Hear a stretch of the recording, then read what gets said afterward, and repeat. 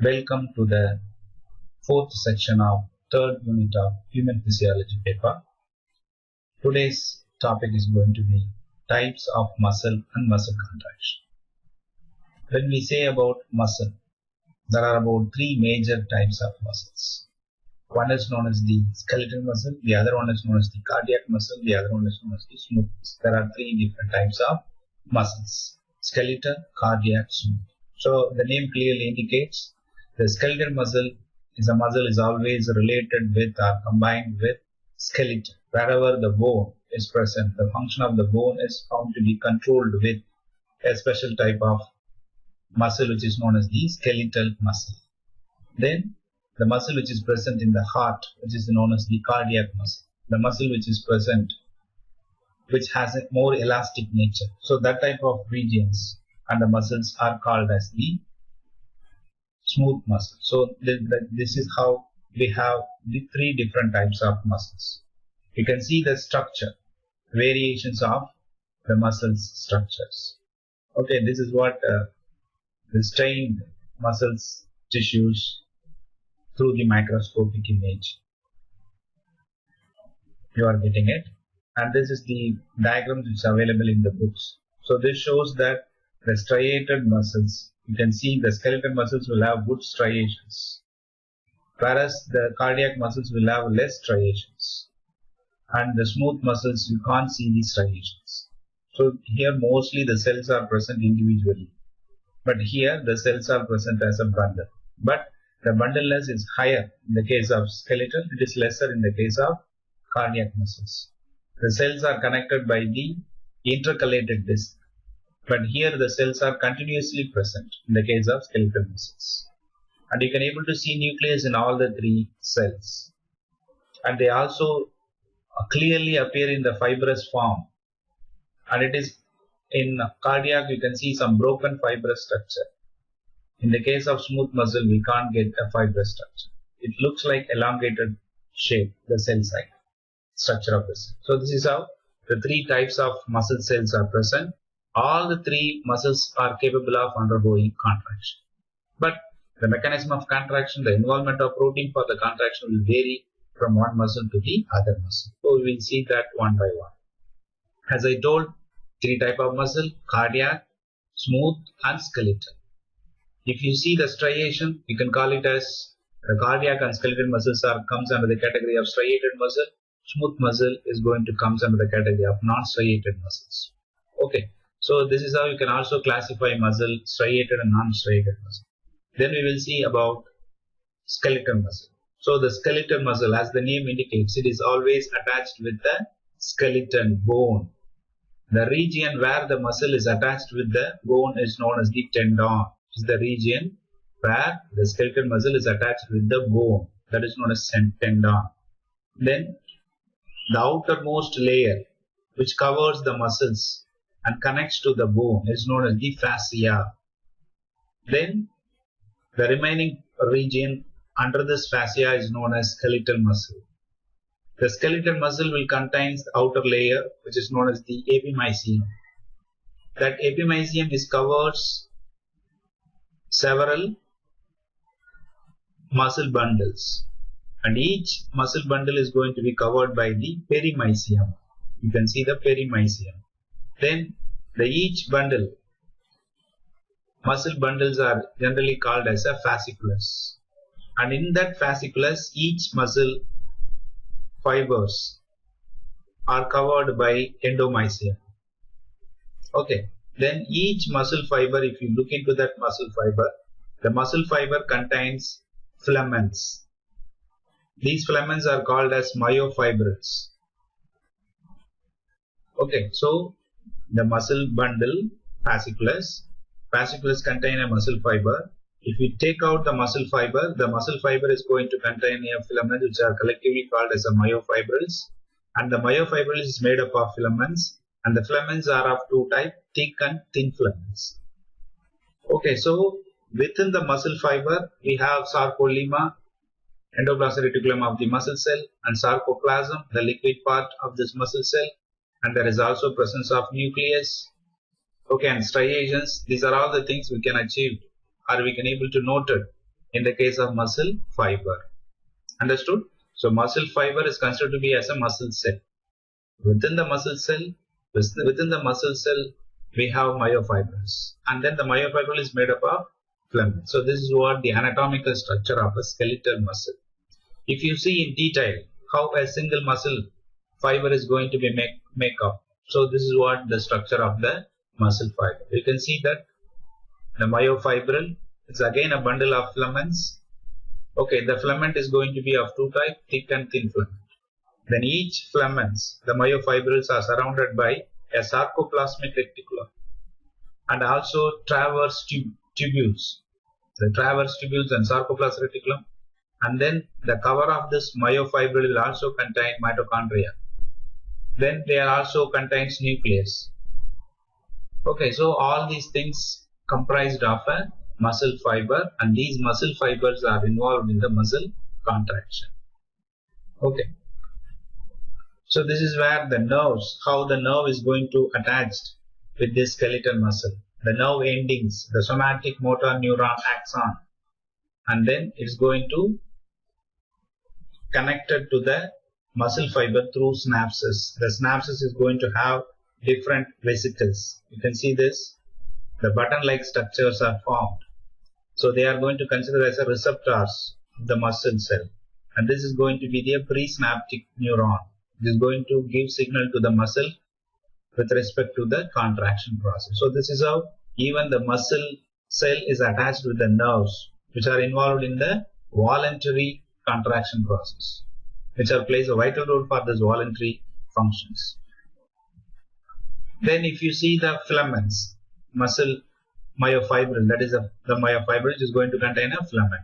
There are two types of filaments are present. One is known as a thick myosin filament. The other one is known as a thin actin filament. So the thin actin filament is generally made up of an actin protein. It is actually globular in nature. This globular is a monomer. When it gets polymerized, it forms this actin filament. And this actin filament is going to contain two more protein, which is known as the tropomyosin and troponin. Okay, then the myosin thick filament, which is going to be contain a larger size of a filament, and the proteins are going to have a head and a tail region. Okay, the heads are known as the myosin head. The remaining filament is known as the filament region. So the head plays a vital role for the contraction. The head is going to interact with the thin filament, and they will cause the sliding reactions during the muscle contractions. If you see the muscle cell generally referred as a sarcomere, and different regions, the striations of this skeletal muscles are created by the presence and absence of this thin and thick filaments. You can see that there is a region known as Z disc, which is going to connect the thin filaments along this myofibril. Then the thick filament is also attached with a protein, M-line protein is there, and that protein is going to connect this thick filament. Then there is also special proteins which all connect all these proteins in a particular positions in the muscle fiber. So the region which is contributed by this thick filament is known as the A band. You can see this. The region contributed by the thick filament is known as A band.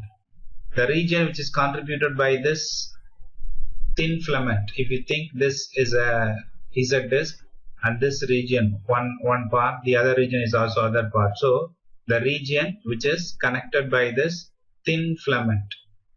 Okay, so this thin filament regions. So that thin filament regions is usually called as a Z or say I band. You can see here the thin filament region which is contributed by this thin filament, they are generally called as a Z line. The region which is contributed only by this heavy or thick filament is known as H zone. So we have I band, H band or H zone or A band, and then Z disc and M line. These are the different regions are present in the muscle fiber. You can see here clearly the H band is contributed by only the thick filament.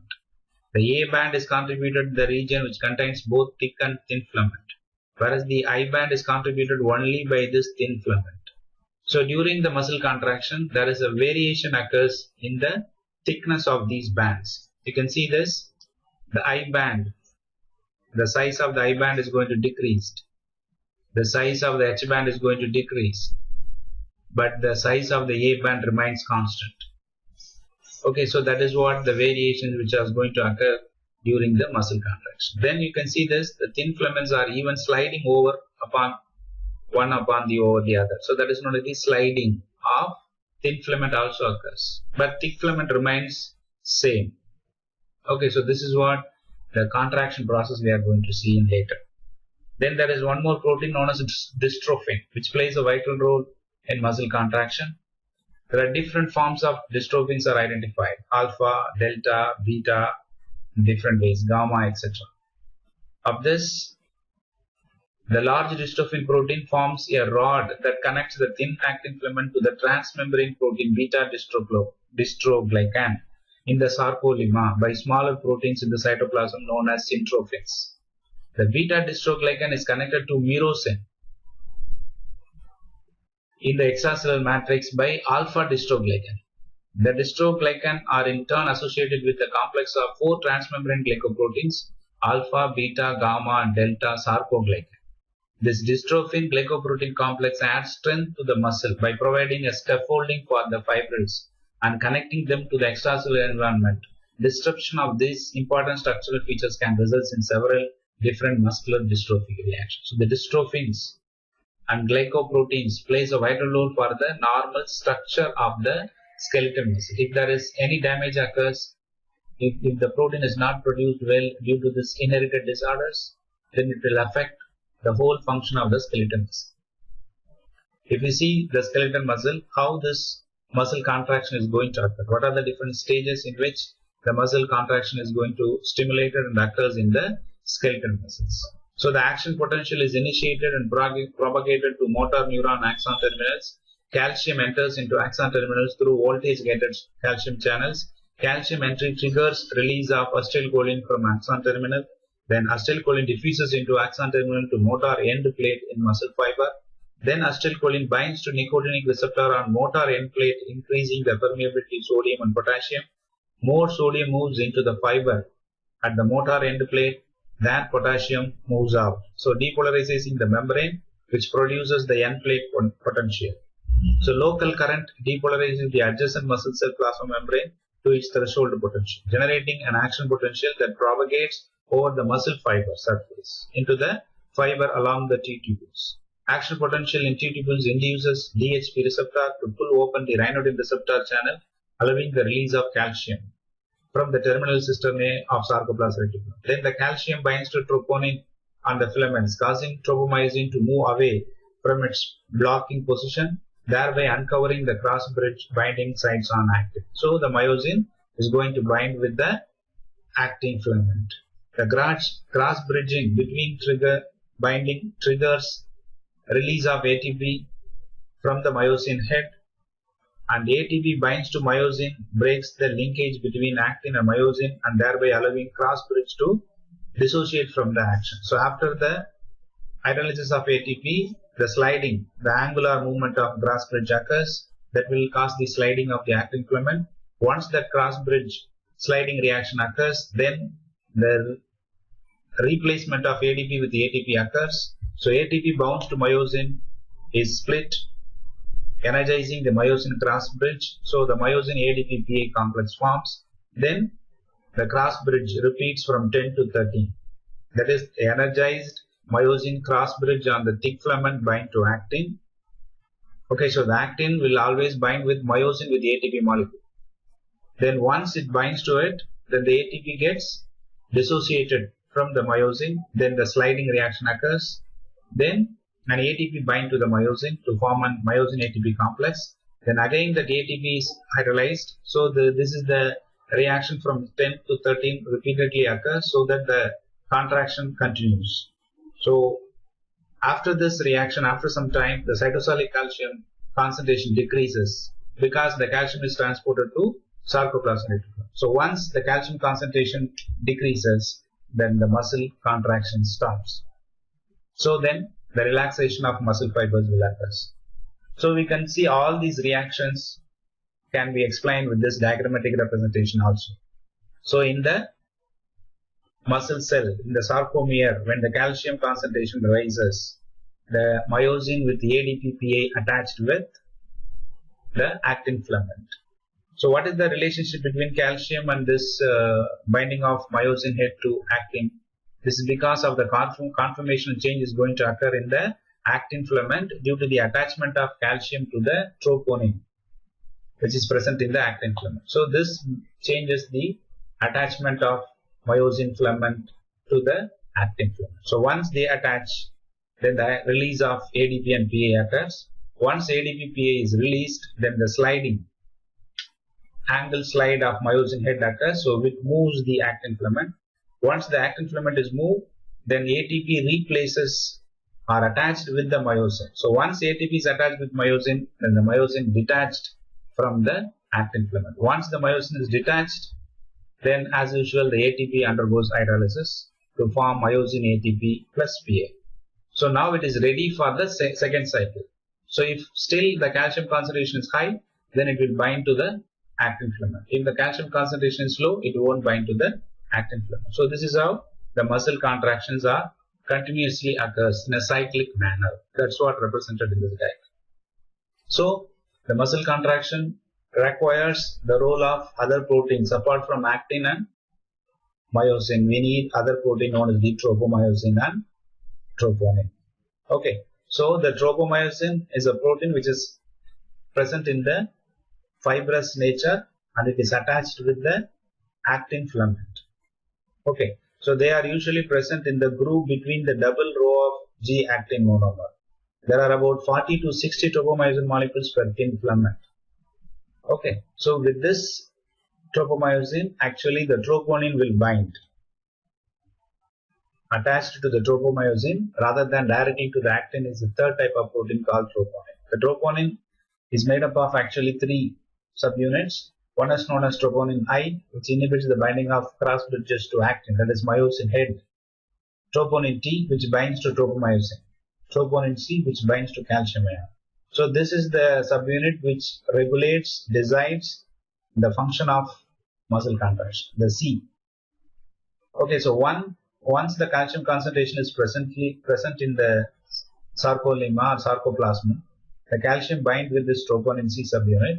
Then it undergoes conformational change, which releases the I, troponin I, which blocks the binding of myosin to the actin filament, so that the myosin can easily bind to the actin and causes the muscle contraction. So that is how the role of this troponin tropomyosin are present. Then when the muscle is stimulated with a single electrical shock of sufficient voltage, it quickly contracts and then relaxes. This response is called as a twitch. If a second electric shock is delivered immediately after the first, it will produce a second twitch that may partially piggyback on the first. This response is known as the summation. If the stimulator is said to deliver an increasing frequency of electrical shocks automatically one by one, the relaxation time between the successive twitches will get shorter and shorter, and as the strength of the concentration increases in amplitude. This effect is known as the incomplete tetanus. Finally, at a particular fusion frequency of stimulation, there is no visible relaxation between successive twitches. The contraction is found to be smooth and continuous, and this is known as the complete tetanus. Okay, so if a muscle repeatedly stimulated or it's activated, the force of contraction gradually decreases. That is known as the muscle fatigue. So you can't contract continuously muscles because the muscle contraction requires ATP and calcium ions and nerve stimulus. So if you are not having these three processes continuously provided, the muscles won't function properly. So it comes back to its ground level. That is known as the muscle fatigue. So you can see here twitch, single electrical shock. When you give immediately the second, then it is called a summation. When you are keep on increasing the stimulus, it will lead to incomplete tetanus. So none of the contraction, tension, that muscle relax completely. You can see here smooth curve is formed. Even though you give many stimulus, you can't get any relaxation phase. That is known as complete tetanus. But once after a particular period of stimulation, then completely muscle comes back to its original position, that is known as the muscle fat. So this diagram will clearly indicates how this troponin and tropomyosin and this myosin head will interact.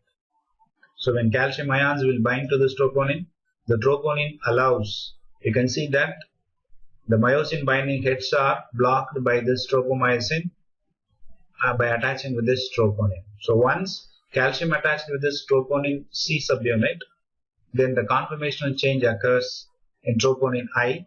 Then that allows this tropomyosin to release from this blocking site, so that the myosin head can easily bind to this actin filament and will cause muscle contraction.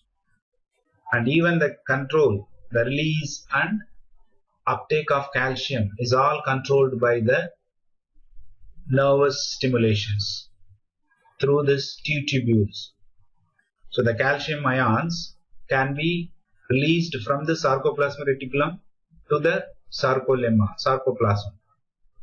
Then it is taken up by the sarcoplasmic reticulum after the muscle relaxation. Okay, so these both reactions, the release of these calciums are usually controlled by this DHP receptor. So the DHP receptor will control the regulation of transport of calcium ions. So calcium ATPase is another transporter which controls the transport of calcium. And then the energy required for this muscle contraction is usually provided in the form of ATP, and it is available through either oxidative phosphorylation or glycolysis or through the conversion of creatine phosphate to creatine. So these are the three ways in which we are getting the ATP molecules which are going to involve in the muscle contraction. So if you are not giving ATP molecules, then the muscle contraction won't occur. The next is a cardiac muscle. The cardiac muscle will have less striations and they are interconnected by the intercalated disc. So it is not a continuous fiber, but still it looks like a fiber, branched fiber, and they are intercalated discs will connect the different fragment of this muscle fiber, and these muscle fibers are interconnected by desmosomes and gap junctions. So that the signals and our impulses, action potentials can be communicated from one cell to the other cell. So that is how this desmosome and gap junction plays a vital role. Otherwise, it also has the sarcolemma, sarcoplasm, endoplasmic reticulum, mitochondrion, striation, thin filament, thick filament. They are all present like in skeletal muscle. So if you see the process of muscle contraction, first the membrane is depolarized by sodium ion entry, and then depolarization opens up L-type calcium channel in T tubule. You can see here. So calcium ions comes to the sarcoplasm, and this calcium ion will bind to this ryanodine receptor which is present in the sarcoplasmic reticulum, which will again opens the calcium ion to come to the sarcoplasm. Then this calcium ions which comes to the cytoplasm, that is the sarcoplasm, will bind to the troponin molecule, which makes the binding of myosin to the thin filament, so that muscle contraction started. After some time, the calcium ATPase pumps returns the calcium ions to sarcoplasmic reticulum, and some calcium ATPase molecules which are present on the surface of this cell, sarcolemma cells or sarcomere cell, will transport calcium out of cell, and even the membrane is repolarized by stimulating the potassium, by opening the potassium channel, so that potassium goes out. So the charge change occurs in the cell, potential change, which also blocks the muscle contraction. So this is what the continuous process of muscle contraction in cardiac cell. When you see the smooth muscle, the structure of smooth muscle is quite different from structures of cardiac and skeletal muscle. You can see the actin filament is also similar to skeletal and cardiac muscle, but the myosin, you can see the special type of myosin. The myosin is not going to have a lengthy fibrous structure. They are going to have a very short fibrous regions, but they have a similar head region, but the length is very short, the myosin filaments. The myosin filaments are connected with the thick filament. The thin filaments are usually attached with dense bodies, which are usually presented in the smooth muscles.